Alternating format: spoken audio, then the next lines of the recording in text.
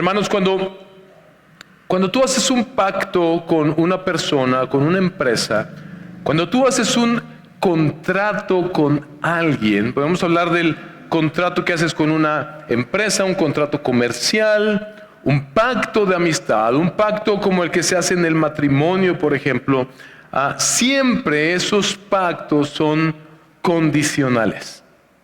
Esos pactos son condicionales. Se firma un documento donde se establecen ciertas leyes, pero hay reglas y hay leyes, algunas escritas, algunas no escritas, en las que si una de las partes viola el pacto, lo que hace la parte afectada es ejercer todas aquellas acciones sobre la parte que faltó, y para que esa parte que hace el agravio sufra las consecuencias. Y esa relación se rompe, se fractura. Y esa relación, ya sea comercial, sea de cualquier índole, que había y que estaba mediada por ese pacto, queda fracturada, y a causa de la manera en que nosotros vivimos y solemos vivir conforme a las ideas de este mundo, esas relaciones la mayor parte del tiempo son irrecuperables, a menos que algo suceda en medio que propicie un nuevo comienzo. Lo que vamos a ver en este pasaje, Génesis 8 al 9, capítulo 8 y capítulo 9, yo he dividido mi sermón en dos partes. La primera parte, un nuevo comienzo. La segunda parte, el mejor nuevo comienzo. De lo que yo quiero persuadirlos el día de hoy, mis hermanos, es que por medio de Cristo, Dios juzgará definitivamente la maldad, pero salvará un remanente para continuar su reino en la tierra. Por medio de Cristo Jesús, Dios juzgará definitivamente la maldad, pero salvará un remanente para continuar su reino en la tierra. Así que si me acompaña poniéndose de pie, vamos a leer el pasaje Génesis 8 y Génesis 9. Entonces Dios se acordó de Noé y de todas las bestias y de todo el ganado que estaban con él en el arca, y Dios hizo pasar un viento sobre la tierra y decrecieron las aguas. Las fuentes del abismo y las compuertas del cielo se cerraron y se detuvo la lluvia del cielo. Las aguas bajaron gradualmente de sobre la tierra, y después de 150 días las aguas habían disminuido. Y en el día 17 del mes séptimo, el arca descansó sobre los montes de Ararat. Las aguas fueron decreciendo lentamente hasta el mes 10, y el día 1 del mes 10 se vieron las cimas de los montes.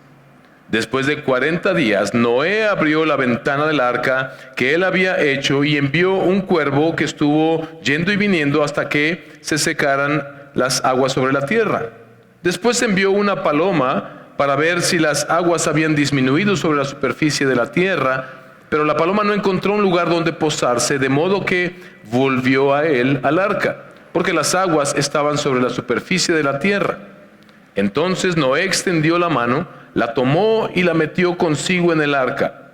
Esperó aún otros 7 días y volvió a enviar la paloma desde el arca. Hacia el atardecer la paloma regresó a él, trayendo en su pico una hoja de olivo recién arrancada. Entonces Noé comprendió que las aguas habían disminuido sobre la tierra. Esperó aún otros 7 días y envió de nuevo la paloma, pero ya no volvió más a él. Y aconteció que en el año 601 de Noé, en el mes primero del día primero del mes, se secaron las aguas sobre la tierra. Entonces Noé quitó la cubierta del arca y vio que la superficie de la tierra estaba seca. En el mes segundo, el día 27 del mes, la tierra estaba seca.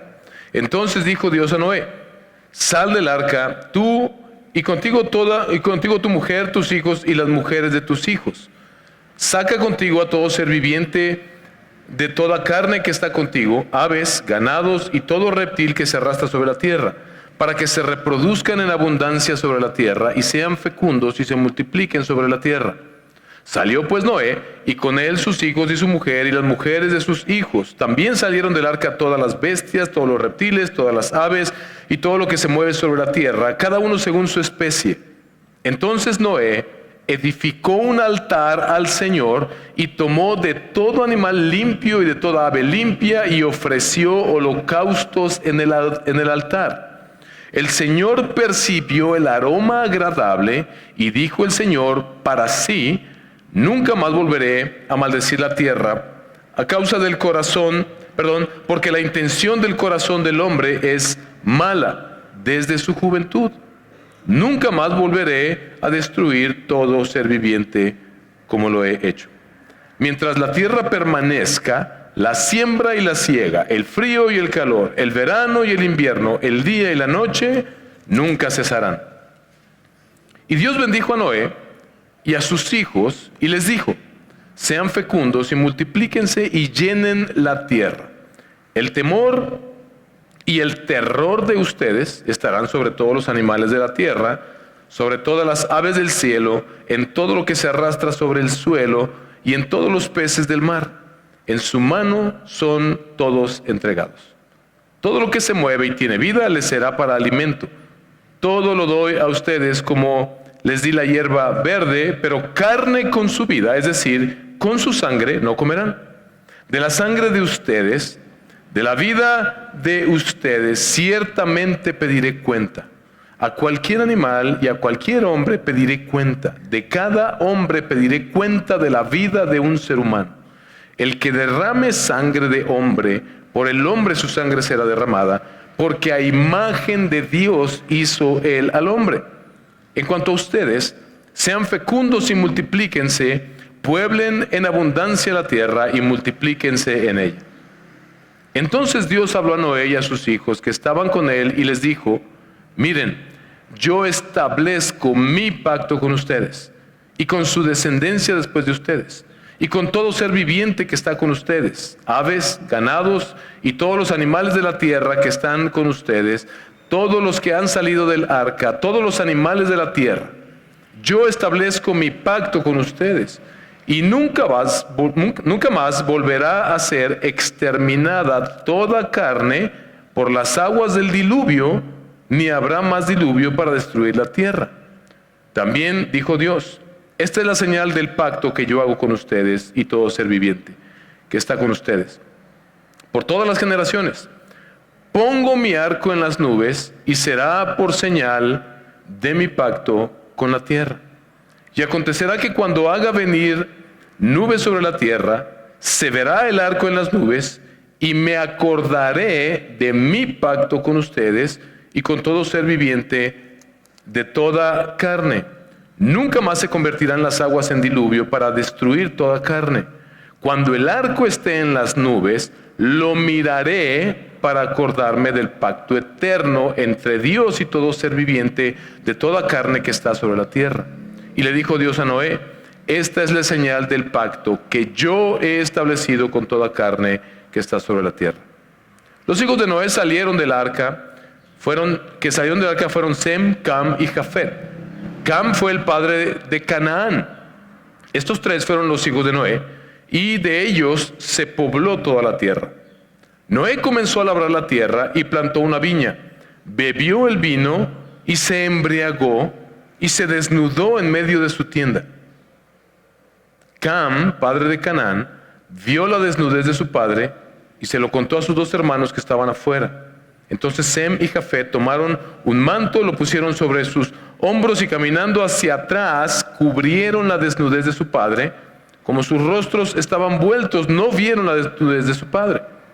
Cuando Noé despertó de su embriaguez y supo lo que su hijo menor le había hecho, dijo: maldito sea Canaán, siervo de siervos, será para sus hermanos. Dijo también: bendito sea el Señor, el Dios de Sem, y sea Canaán su siervo.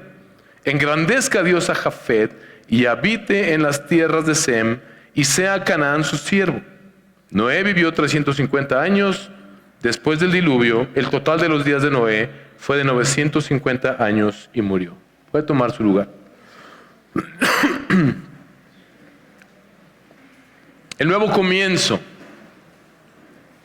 Desde el asesinato de Caín y la orgullosa manera en que Lamec hizo alarde de que tenía 2 mujeres y que había asesinado a 2 hombres, lo que vimos la semana antepasada fue que la maldad continuó aumentando, el pecado continuó propagándose y la violencia también. Dice Génesis 6, 5 y 11, dice: el Señor vio que era mucha la maldad de los hombres en la tierra y que toda intención de los pensamientos de su corazón era solo hacer siempre el mal. Y dice el 11, pero la tierra se había corrompido delante de Dios y estaba la tierra llena de violencia.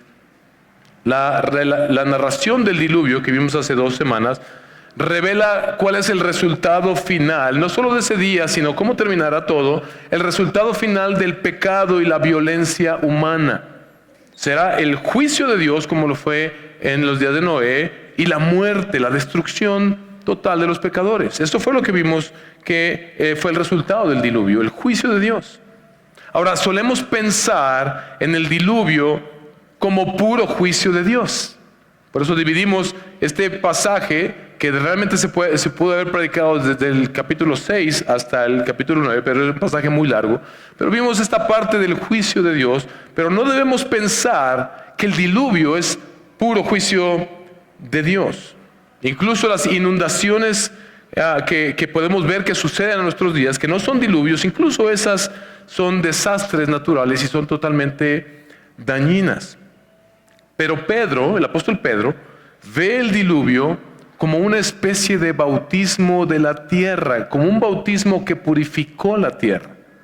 Nos hace un llamado a no ver esto como simplemente un juicio de Dios. Primera de Pedro 3, versículos 20 al 21, vea lo que dice: quienes en otro tiempo fueron desobedientes cuando la paciencia de Dios esperaba en los días de Noé durante la construcción del arca, en la cual unos pocos, es decir, 8 personas, fueron salvadas por medio del agua. Y correspondiendo a esto, el bautismo ahora los salva a ustedes, no quitando la suciedad de la carne, sino como una petición a Dios de una buena conciencia mediante la resurrección de Jesucristo. Es decir, mis hermanos, que la intención de Dios de barrer, como dicen nuestras versiones, pero otras versiones dicen de raer de sobre la faz de la tierra al hombre pecador. Este verbo, borrar o raer, es el mismo verbo que es usado por el salmista para suplicar a Dios en el Salmo 51, borra mis rebeliones.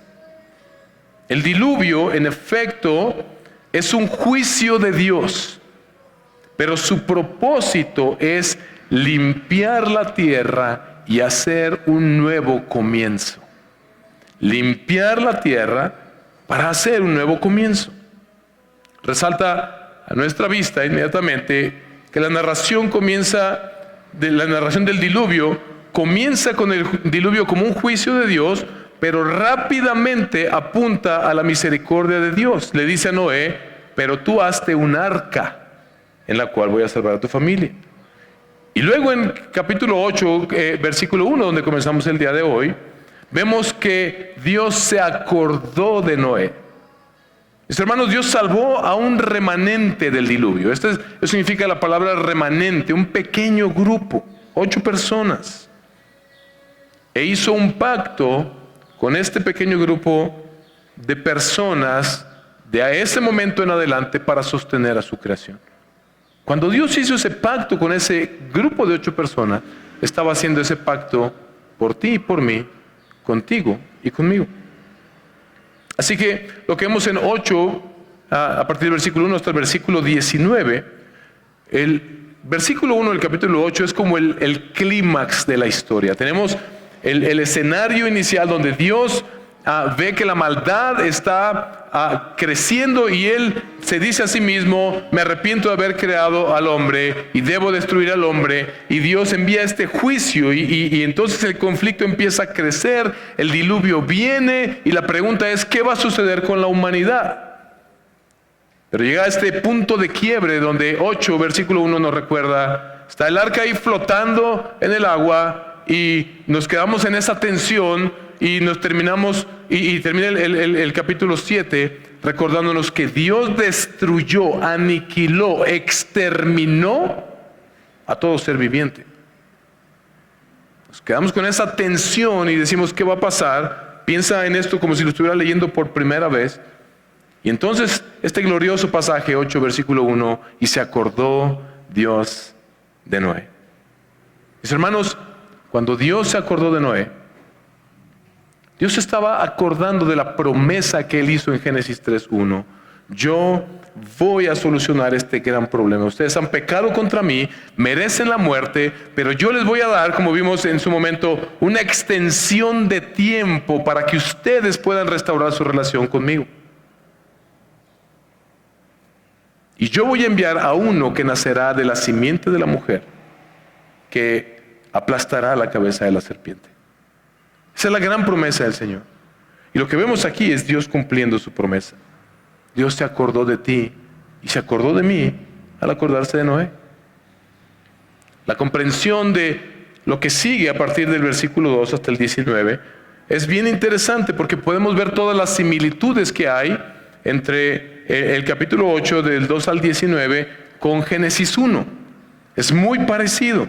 En ambas tenemos la mención del abismo, la tierra cubierta de agua, el Espíritu de Dios o un viento de parte de Dios sobre las aguas. Vemos que las aguas retroceden, vemos que aparece la tierra seca, vemos la clasificación de los animales, vemos que Dios bendijo al hombre y a la mujer y bendijo a la familia de Noé. Vemos este mandato de multiplíquense y fructifiquen. Los seres humanos, vemos la mención que son hechos a imagen de Dios, tanto en Génesis 1 como en Génesis 2, esta mención de los seres humanos hechos a la imagen de Dios. En otras palabras, lo que Moisés, el narrador, quiere que nosotros entendamos acerca del diluvio es que es la destrucción, sí, de la creación, y que este mundo después del diluvio es una nueva creación, o al menos un nuevo comienzo de Dios con su creación. Este es el objetivo que tiene Moisés al plasmar de esta manera esta narrativa. Lo que él quiere que veamos es este evento del diluvio como Dios purificando aquello que era malo y corrompido en la tierra, y Dios haciendo un nuevo comienzo con su creación. Además, vemos al final también del capítulo 9, como lo leímos, esta similitud entre los hijos de Adán y Eva que se mencionan. Tuvieron muchísimos hijos, pero los hijos que se mencionan como generaciones, el Génesis, dicho sea de paso, se divide por generaciones, lo estamos predicando más o menos así por generaciones.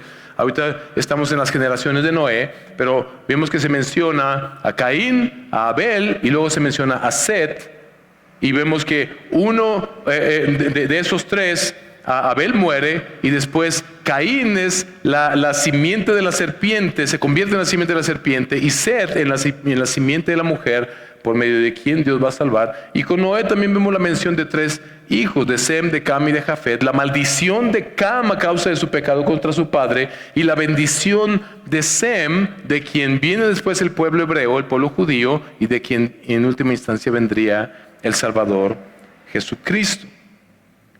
Lo que vemos en este pasaje entonces es Dios propiciando este nuevo comienzo. Y en los versículos 20 al 22 del capítulo 8, lo que vemos entonces es que ya el diluvio ha terminado, los animales salen del arca, se empiezan a dispersar, y Noé y su familia, estas 8 personas, imagínatelos ya habiendo sacado todos los animales y ya descendieron del arca, tal vez con la misma madera se construyeron algunas casitas, no sabemos. Pero en ese momento en que se voltean a ver y dicen: ¿y ahora qué sigue? Imagínate lo que vieron, lo que escucharon mientras estaban en el arca durante el diluvio. Están a punto de comenzar esta nueva vida en este nuevo mundo.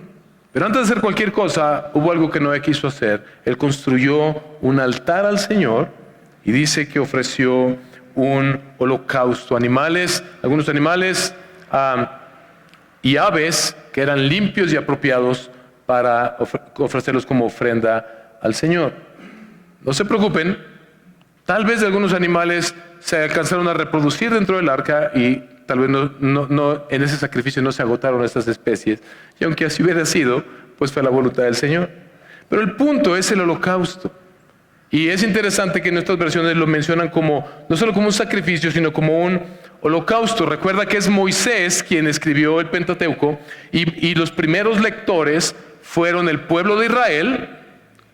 Por lo menos después de Éxodo 20, ya sea durante el tiempo de su peregrinaje en el desierto o a punto de entrar a la tierra prometida, ellos están leyendo esto y están diciendo de dónde venimos y hacia dónde vamos. Entonces cuando los israelitas leían esto, Noé ofreció un holocausto, ellos se identificaban inmediatamente con esos holocaustos. El holocausto era la única ofrenda quemada en donde se quemaba el animal completo, ¿sí? Y esta ofrenda simbolizaba la dedicación completa de los que adoraban a Dios.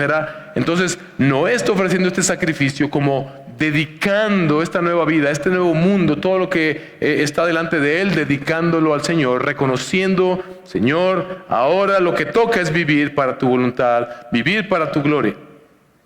Y vemos que Dios se agradó de la ofrenda de Noé, dice el pasaje. Dios se agradó de la ofrenda de Noé y decidió en su corazón, dice el texto, no volver a maldecir la tierra por causa del hombre. No volver a maldecir la tierra por el pecado del hombre. Es interesante que Moisés nos comparte los pensamientos de Dios. ¿Y cómo supo Moisés los pensamientos de Dios?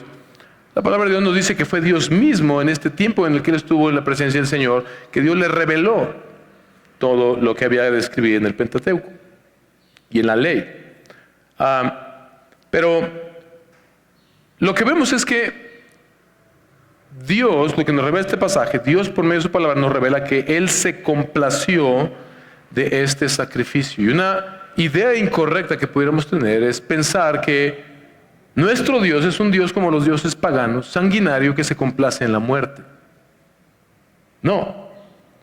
Dios se complace en salvar. Esa es la razón por la que Dios está complacido. Porque su propósito de preservar a la humanidad por medio de preservar a Noé se estaba cumpliendo. Pero también es interesante observar el momento en el que Dios coloca esta intención en su corazón. Porque Dios lo hace aún sabiendo lo que vemos en la parte B del versículo 21. Porque la intención del hombre es mala desde su juventud. ¿Ves la relación? Dios está diciendo, yo tomo hoy la determinación de no volver a destruir a toda la creación, a todo el hombre, todos los seres creados del planeta, a toda la creación en este planeta y a todos los hombres, a causa de su pecado. Es decir, Dios sabía que el hombre volvería a pecar.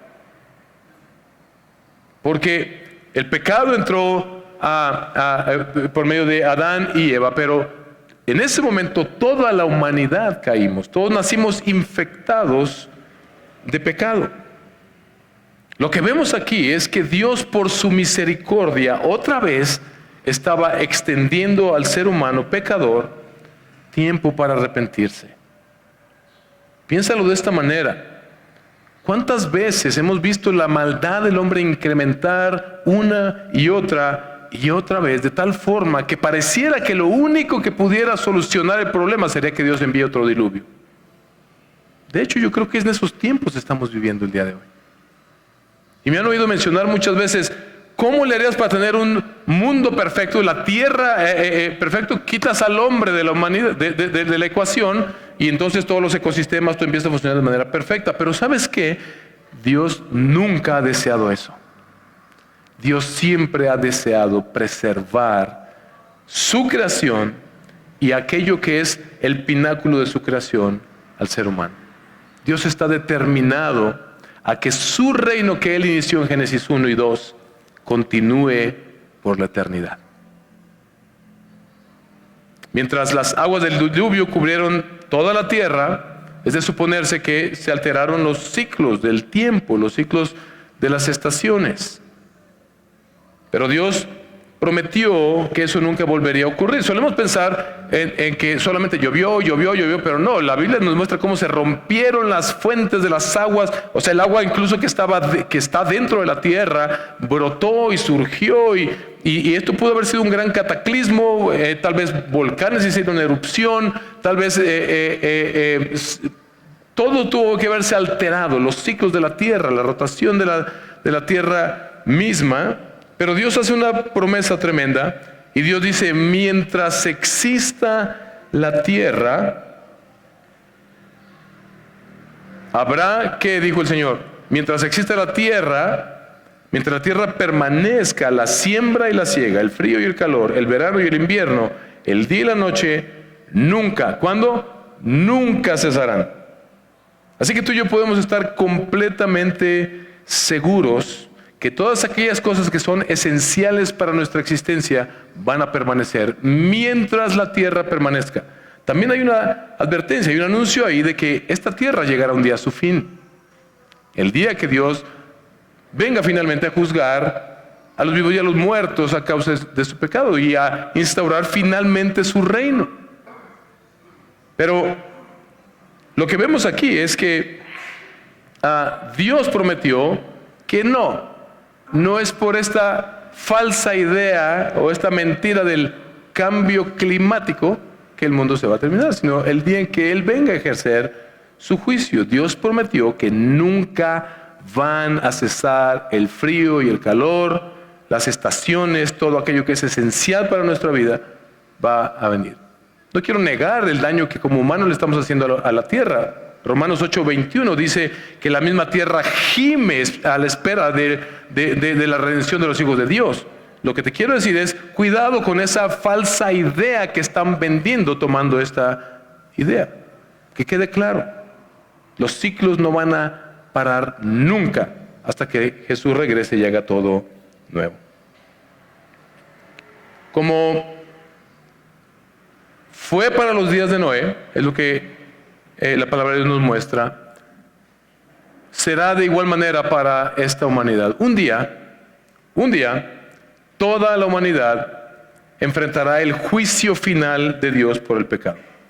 Toda la humanidad ha de rendir cuentas al Dios justo. Y todo el que permanezca en su pecado será destruido. Eso es lo que prefigura también el diluvio. Dios prometió nunca más destruir la tierra por agua, como un diluvio. Pero vamos a ver más adelante, un día viene en el que todo será juzgado con fuego. Lo que vemos en el capítulo 9 entonces es una especie de recapitulación y nos da más detalles y nos da un pacto. Entonces, volvemos a la escena. Imagina la duda, la incertidumbre de Noé, la incertidumbre de su familia. Van a enfrentar esta nueva vida en este nuevo mundo que es totalmente extraño para ellos. Pero Dios, en su tierna compasión y en su preocupación que siempre ha tenido por nosotros, Él establece las condiciones ideales para que el hombre pueda vivir. En primer lugar, Dios ya había pensado en su corazón, decidido en su corazón, no volver a destruir jamás la tierra, jamás destruir nuevamente al ser humano y a toda la creación a causa del pecado del hombre. Pero también podemos pensar que mientras Noé estaba tal vez ofreciendo este holocausto, tal vez fue ahí donde Dios le dijo, fructifiquen y multiplíquense. Otra vez vemos Dios dándole propósito a la humanidad. Dios definitivamente en toda la palabra de Dios nos muestra que Él quiere que la humanidad, la raza humana, se reproduzca. Procrear hijos, hermanos, educar hijos para Dios, no solamente es un privilegio que el Señor nos da, sino que es también una solemne responsabilidad de aquellos hombres y mujeres que nos casamos. Y más si somos creyentes.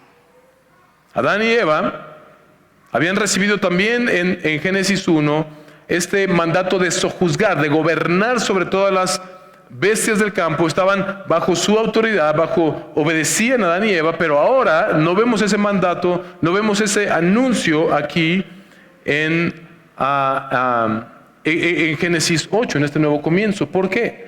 Porque Noé y su familia ya vienen contaminados por el pecado de Edén. Dios sabía que dar esta especie de control nuevamente a la humanidad solamente provocaría un mayor daño cada vez, el aumento del abuso y de la maldad. Entonces, ahora de alguna manera pareciera que ellos pudieran estar en peligro, pero vimos que el pasaje dice, el Señor infundió este terror y temor de los animales hacia los hombres. ¿Te has dado cuenta que todos los animales nos tienen miedo? Hasta los leones, o sea, y luego agarran valor, pero cuando ven a un ser humano así como que se sacan de onda. ¿Has visto los perros que agarras la piedra imaginaria y les haces así y salen corriendo? Dios hizo esto para asegurarse que ahora los animales no se volvieran en nuestra contra y nos exterminaran. Dios añadió algo por lo que yo doy muchísimas gracias al Señor, que nos dijo, ahora pueden comer de todo animal que se mueve, podemos comer carnita, proteína de calidad. Esto no quiere decir necesariamente que en Génesis 1 y 2 no se comiera carne. Hay debate sobre esto, pero ese no es el punto. Pero gloria a Dios porque podemos comer carne. Los chinos como que se lo tomaron muy en serio. De todo lo que vuela, camina o se arrastra pueden comer. Pero gracias a Dios porque podemos comer carne. Pero esto vino con una condición. Pero carne con su vida no pueden comer. Ve cómo Dios está estableciendo como que esta ley y está estableciendo todos aquellos las bases para que la vida pueda seguir, pueda continuar de manera plena en la vida. Él está estableciendo las condiciones para que la tierra pueda ser repoblada correctamente y en seguridad.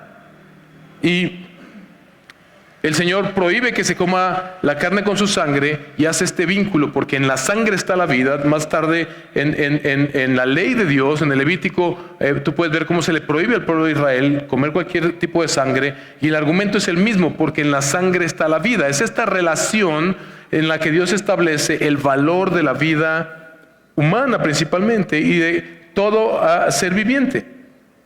Así que Dios agrega, no obstante, una advertencia adicional. Date cuenta de la relación. No pueden comer carne, pero pueden matar de cualquier animal para comer, pero no pueden comer la vida de ese animal, su sangre. Al el hombre empezar a matar animales, tal vez esto iba a desarrollar en él un instinto en el que dijera, bueno, si puedo matar animales, también puedo matar personas. Y lo que vemos es Dios diciendo enseguida, yo pediré cuentas de la vida de todo ser humano.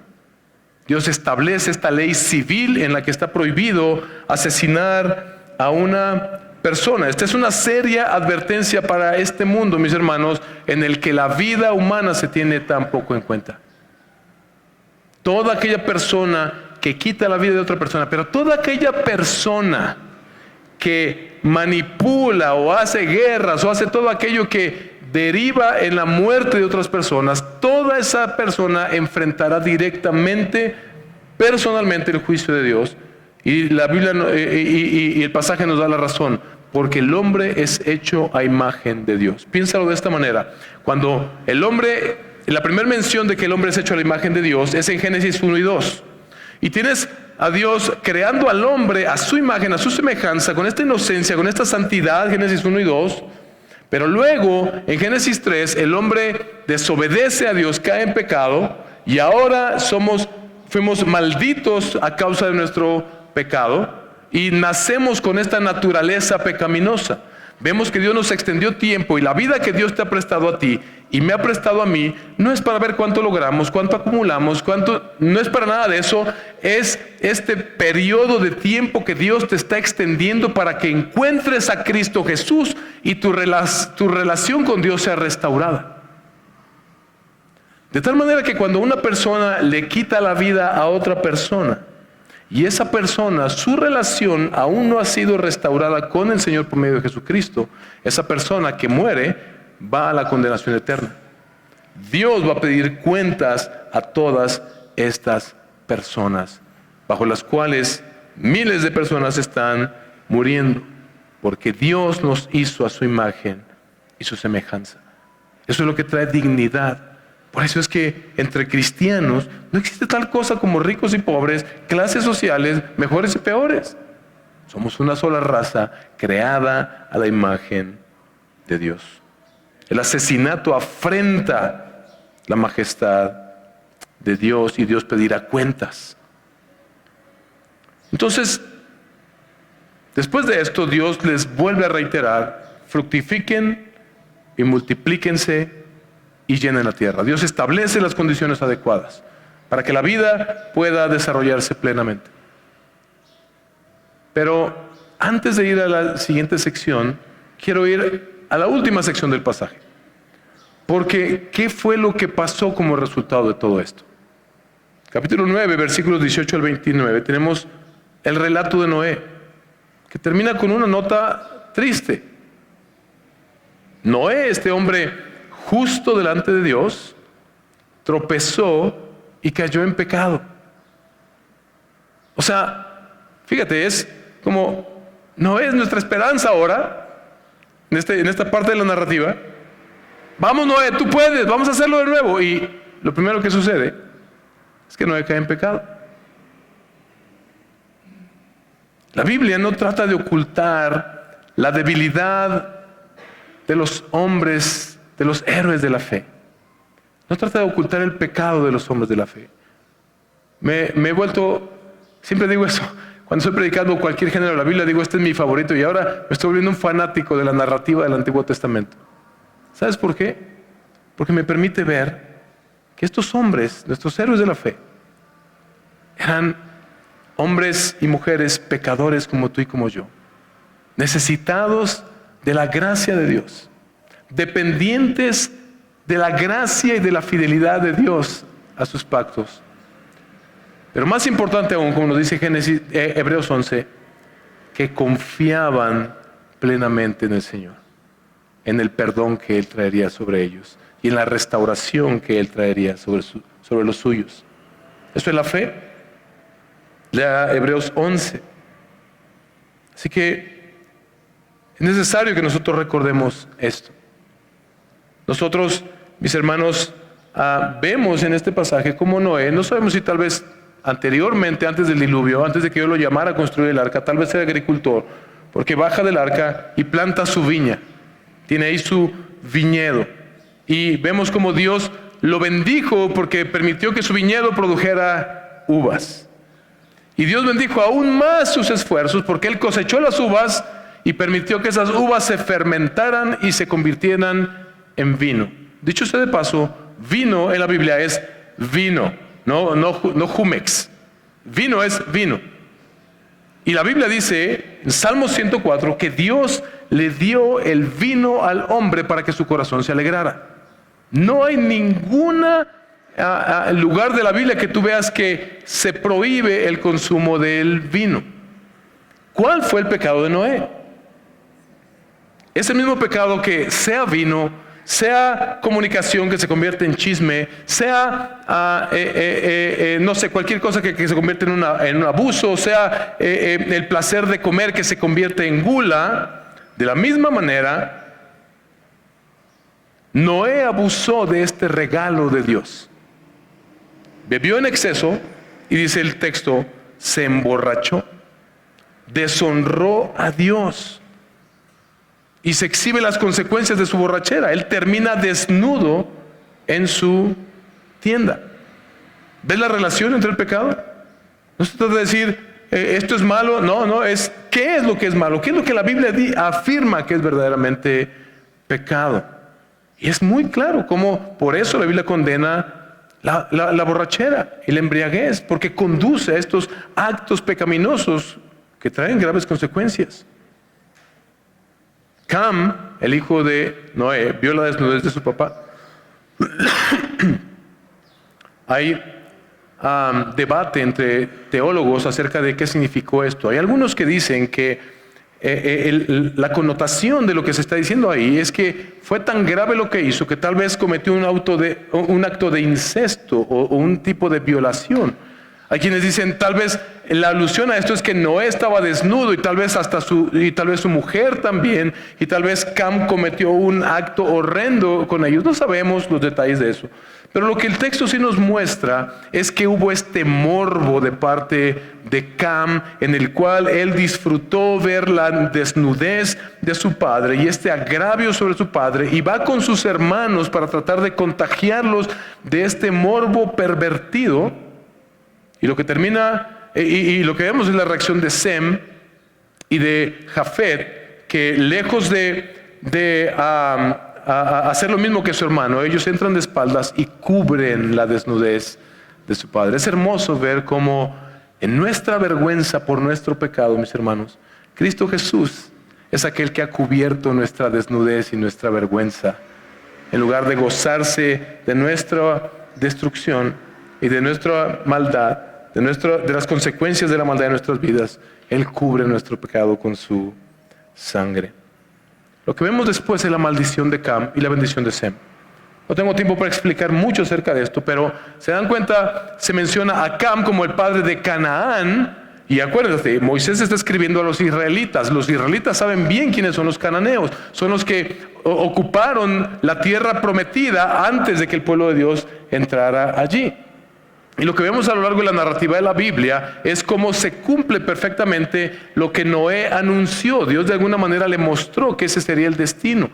Cuando vemos a los cananeos descritos en la Biblia, siempre tiene que ver con una religión que está corrompida, que tiene que ver con perversión sexual, con adoración a dioses, que tiene que ver con perversión sexual dentro de los templos, etc. Así terminó la descendencia de Cam, a causa de este grave pecado. Noé pudo ver cuáles iban a ser las consecuencias, pero también Dios le permitió ver a Noé que Sem sería bendito, porque de él nacería todo este linaje y este pueblo de los israelitas, del cual vendría aquel que fue prometido en Génesis 3:15 para rescatarnos.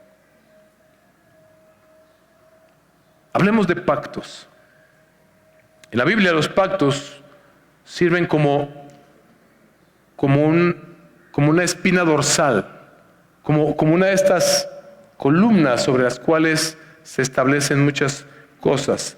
Sirven como los medios de Dios, por medio de los cuales Dios guía todos sus propósitos salvadores hacia una meta final, que es unir, como dice Efesios 1:9-10, unir todas las cosas en Cristo. Esa es la historia de la humanidad. Todo lo que tú y yo estamos viviendo aquí es lo que Dios está haciendo por medio de sus pactos hasta que Él finalmente una todas las cosas en Cristo Jesús. Así que las Escrituras nos presentan a lo largo de toda la Biblia diferentes pactos en diferentes momentos cruciales que sirven para establecer, o mejor dicho, para reestablecer esa comunión rota, para revertir los efectos de la maldición en Edén y para poco a poco establecer y expandir su reino bueno en la tierra. Lo que teníamos en Génesis 1 y 2 y que se perdió temporalmente a causa del pecado, Dios lo está restaurando. Dios lo está restaurando. Y estos nuevos comienzos que nos muestra la Biblia, por medio de estos pactos, lo que hacen es recordarnos cuánto nuestro Dios está comprometido en cumplir su promesa fiel. Yo enviaré al que pisará la cabeza de la serpiente, y ustedes serán restaurados a una relación perfecta conmigo. Esa es la cosmovisión que nosotros debemos tener del mundo. Recuerda en qué momento hizo Dios el pacto. Él tomó esta decisión en su corazón desde que Noé ofrece este holocausto, y luego Dios hace este pacto, y ve qué clase de pacto es. Es un pacto incondicional. Mira las características. Fíjate otra vez, el momento en el que Dios lo establece: previo a que Él sabía que volveríamos a pecar contra Él. Dios sabía que la maldad aumentaría al grado que ha aumentado en lo que a nuestros días, lo que estamos viviendo tú y yo el día de hoy. Qué terrible es que ya nosotros nos hemos acostumbrado a que hay miles de muertos cada año en México. Son almas que están yendo al infierno por millares. Y Dios sabía que llegaríamos a este punto, pero en lugar de decir voy a volver a barrerlos por un diluvio, Él dijo yo voy a absorber sobre mí la consecuencia de su pecado. Fíjate cómo lo ilustra. Me encanta esto. Dios, más bien, fíjate cómo lo narra Moisés. La palabra pacto se menciona en este texto 7 veces. Y en todas de manera unilateral. Es decir, nunca ves en este texto que diga, cuando ustedes vean el arco iris, ruéguenme porque yo no envíe un diluvio. Siempre dice, cuando yo vea mi arco, yo me acordaré de ustedes y yo cumpliré mi promesa sobre ustedes. Y hasta el día de hoy, eso se ha cumplido. Ahora, cuando ve cómo está escrito, dice, estas son las palabras del Señor. Mira lo que dice, versículo 11 del capítulo 9. Yo establezco mi pacto con ustedes y nunca más volverán a ser exterminados toda carne por las aguas de un diluvio, ni habrá más diluvio para destruir la tierra. Ahora, vean versículo 13, ¿cuál es la señal de este pacto? Pongo mi arco en las nubes. Esto me encanta, porque para un israelita, para alguien de aquella época, esta alusión de pongo mi arco suena a la de un guerrero que tiene un arco con el cual puede matar a alguien, pero al hacer este pacto que es incondicional, él pone su arco en las nubes. Me encanta pensar cómo este arco que llamamos el arco iris está apuntando hacia arriba, y si una flecha se dispara hacia arriba. Dios absorbió en Cristo Jesús todas las consecuencias de nuestro pecado. Él pagó por nosotros. Él recibió todo el castigo que merecía nuestro pecado y nuestra maldad. Lo que vemos a lo largo de las Escrituras también es esta serie de juicios: el juicio sobre Babel, el juicio sobre Sodoma y Gomorra, el juicio sobre el pueblo de Israel, Judá siendo exiliado a Babilonia, Israel siendo exiliado a Siria. El juicio de Dios viene, pero Dios está prolongando el tiempo para que muchos sean salvos. Y Él envió a Jesucristo para que Él absorbiera toda la destrucción y el peso de la ira de Dios que nuestro pecado merecía sobre Él. Eso es lo que vemos. Jesús lo identifica así, Mateo 26, 28. Esta es la sangre del nuevo pacto que por muchos es derramada para remisión de pecados. ¿Ves esta continuidad, esta progresión de los pactos de Dios? Así que sí, Dios anuncia su juicio. Así como el diluvio, un juicio vendrá por fuego finalmente. Y un juicio hubo sobre el pueblo de Israel en numerosas ocasiones. Pero siempre, todas las veces, Dios salvó un pequeño remanente. Porque Dios sigue cumpliendo sus promesas. Porque lo que este pasaje nos revela, mis hermanos, es que aunque Dios juzgue la maldad, que lo hará, en su gracia, su deseo, su determinación es salvar a un remanente con el cual Él dará continuidad a su reino en la tierra. Isaías 54, versículos 9 al 10 nos recuerda: porque esto es para mí como en los días de Noé, cuando juré que las aguas de Noé nunca más inundarían la tierra. Así he jurado que no me enojaré contra ti, ni te reprenderé, porque los montes serán quitados y las colinas temblarán, pero mi misericordia no se apartará de ti, y el pacto de mi paz no será quebrantado, dice el Señor, que tiene compasión de ti. Así como Dios animó por medio de Moisés escribiendo esto a los israelitas con este mensaje: miren, estamos tal vez enfrentando en diferentes momentos el juicio de Dios sobre nuestras vidas, pero Él pues en su gracia salvará a un remanente que continuará en su buen reino, Génesis 1 y 2, que terminará culminando en el mejor Edén, donde Cristo será nuestra cabeza Jesús, mis hermanos, así como en los días de Noé, dijo esto, más como en los días de Noé, en Mateo 24, lean después en su casa, Mateo 24, 37 al 41 y 25, 31 al 46. Más como en los días de Noé, técnicamente esto es lo que dice, así será la venida del Hijo del Hombre, inesperada. Además, uno será tomado y otro será dejado.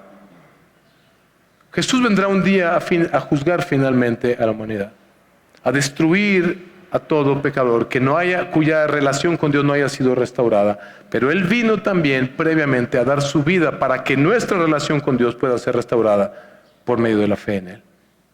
De eso se trata todo. Jesús es el verdadero y mejor Noé. Noé es claramente un tipo de Jesucristo. Noé se convirtió en ese nuevo Adán que representaba a la raza humana. Así, Noé fue varón justo, anduvo con Dios, una persona que obedeció ciegamente a Dios para construir un arca, la persona por medio de quien Dios dio este nuevo inicio en su nuevo mundo, pero todos sabemos que Noé pecó. Hubo algo bueno que hizo Noé, acudió al Señor, bendito sea el Dios de Sem. Esto nos muestra que hubo arrepentimiento en él. Pero Jesús es el verdadero y mejor Noé. Es el unigénito de Dios.